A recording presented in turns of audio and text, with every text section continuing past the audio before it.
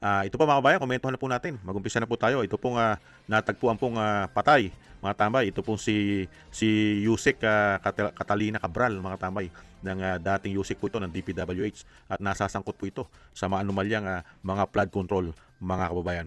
Natagpuan po ito sa Tuba, Benguet, mga kababayan, ayon po sa balita. Pakinggan po natin at komentuhan po natin, mga kababayan, ang plus report. DZMM Radyo Patrol Flash Reports. Wilbert. Natagpuang walang malay si dating DPWH Undersecretary Maria Catalina Cabral sa Buwet River sa bahagi ng Cannon Road, Barangay Campor, Tuba, Benguet.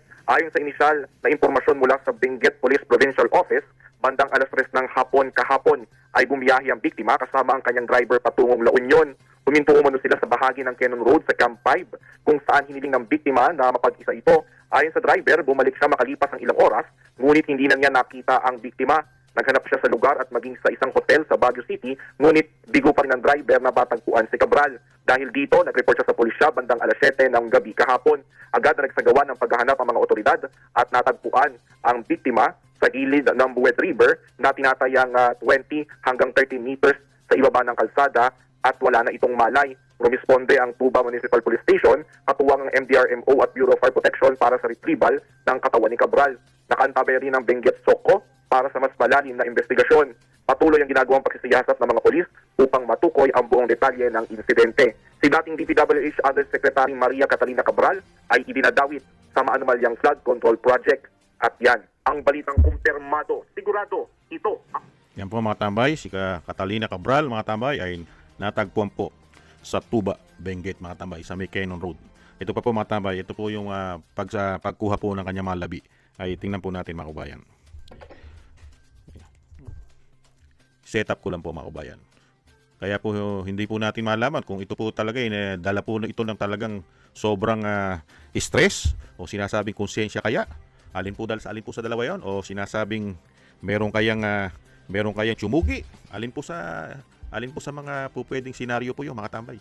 Ito po, pakinggan po natin ito at panoorin po natin yung pagkuha po ng kanyang labi doon po sa may Cannon, sa may Benguet.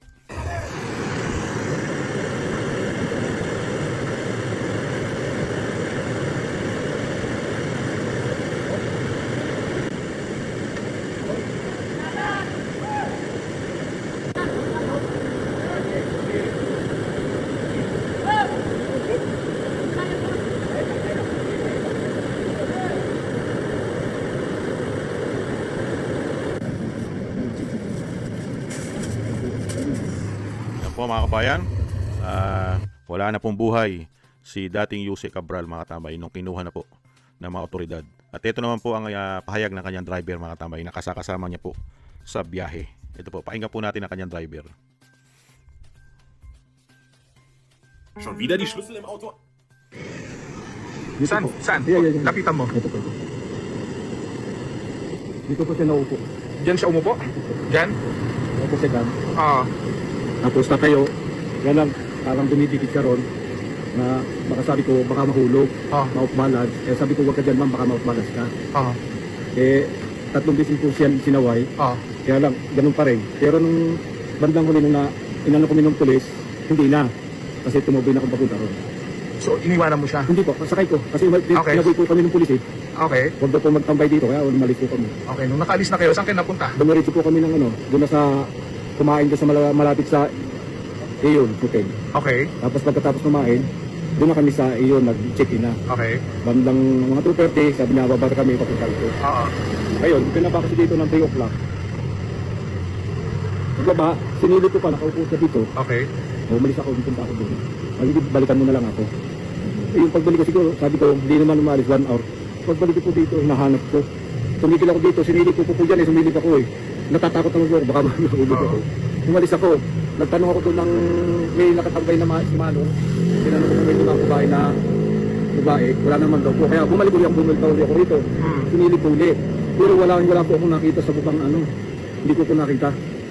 Yun, tapos bumalik ako ng hotel, tatanungin ko sa hotel kung pumunta. Anong oras yun? Ano na po yun, na pasado alas 5 na. Okay.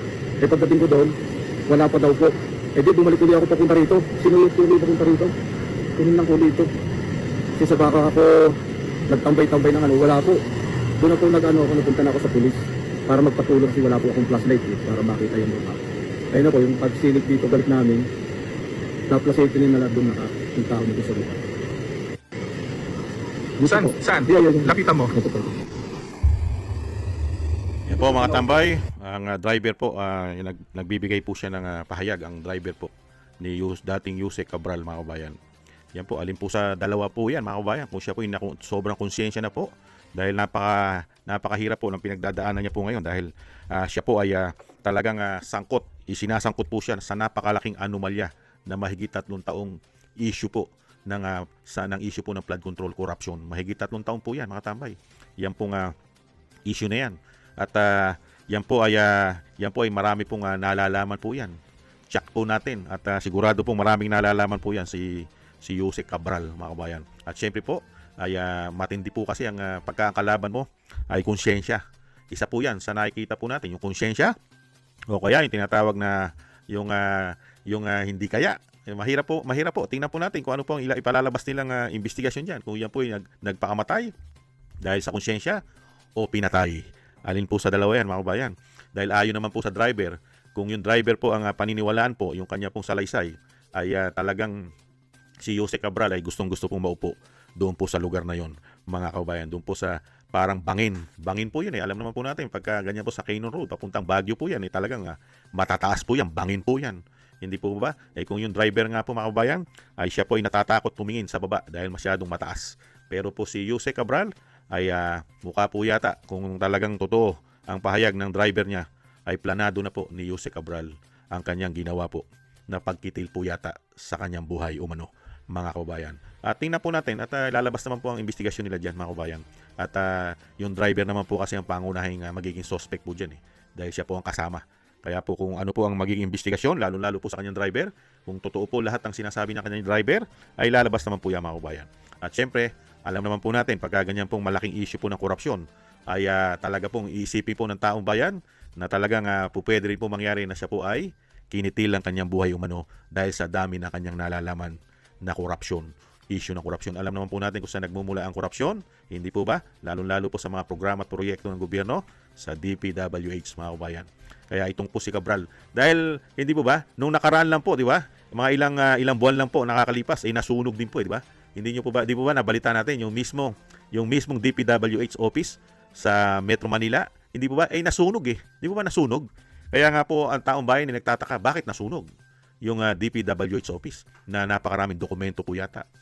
At ngayon naman po, isang Yusek naman po ang napaka-importante dahil sa dami rin po nalalaman niya. Kamukha po nila Bernardo. Di ba? Kasama po sila Yusek Bernardo dyan eh. Magkakasama po yan eh. Yan po sila Yusek Cabral.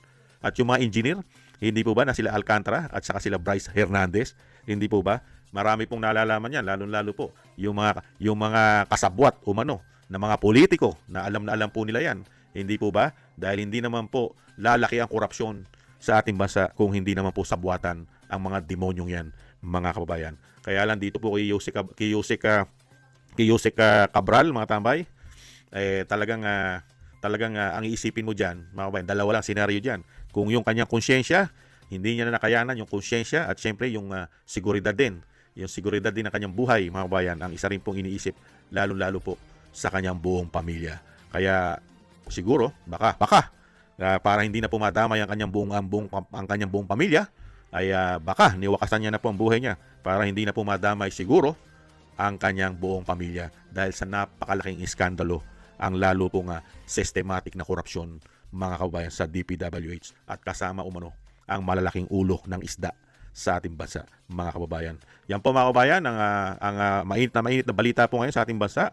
Ito pong si Yusek Cabral, mga tambay, ay dalawang senaryo. Nagpakamatay ba o chinugi siya, mga kababayan? Alin po sa dalawa yan?